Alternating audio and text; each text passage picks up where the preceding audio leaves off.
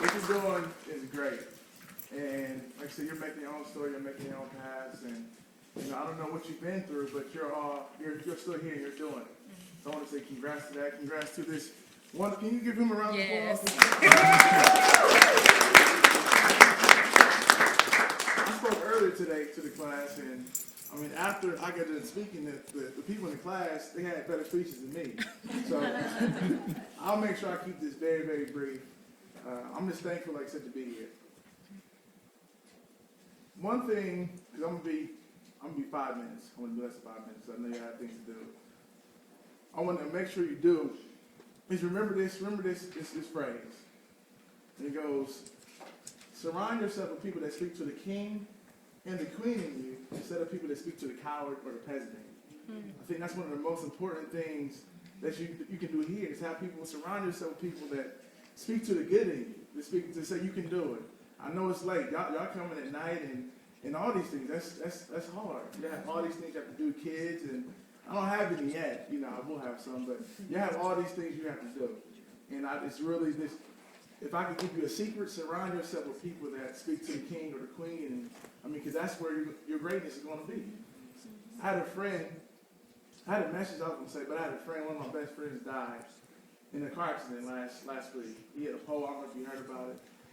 He had a pole and he broke his neck. He's 29 years old. He's like my brother. And I've never really had anybody close to me die. But one thing I did learn from his death is that you can never, ever take life for granted. You're all here for a reason, and you don't know when your time is up. Like a lot of people think, all right, I'm going to do this, I'm going to do that, and they're held back by fear. And like you said, fear to me is all fear is false evidence appearing real. That's all fear is when you find an excuse and a reason why you can't do something. And all you are here because you didn't have any excuses. You got past your fears, and you're here today. It was a story, and I'll leave you with this, about a guy. He was a young boy, he was about 25 years old, and he wanted to be really rich. So he found this guru, and he said, I want to be just like you. I want to be where you're at. So the guru looked at him, and he says, are you sure? You really sure about that? You really want to be where I'm at? He says, absolutely. Whatever I have to do, I'm going to do it. Let's do it. Let's get it. So the next, he said, all right, meet me at 4 o'clock a.m. on the beach. And if you're ready, be there. And I'm going to teach you my secrets in one day. So he says, all right, he's there. He said, I'm going to come. He's excited. So the next day he comes, and he meets him at the beach. And he's in a suit. And he should have worn shorts, but he was in a suit. He says, are you ready? He says, I'm ready. Let's go. He says, follow me. So he starts walking to the water. So he's walking. The water gets about right here. And he says, I didn't come to swim. I came to make money. Like, why are you wasting my time? He says, do you want it? Do you really want success? Do you really want it bad? He says, I want it. Follow me. They're walking.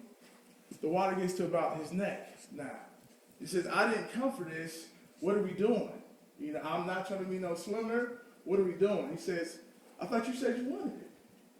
He's still walking, and the water gets right here. And as he's walking, the guru takes his head, and he puts it under the water.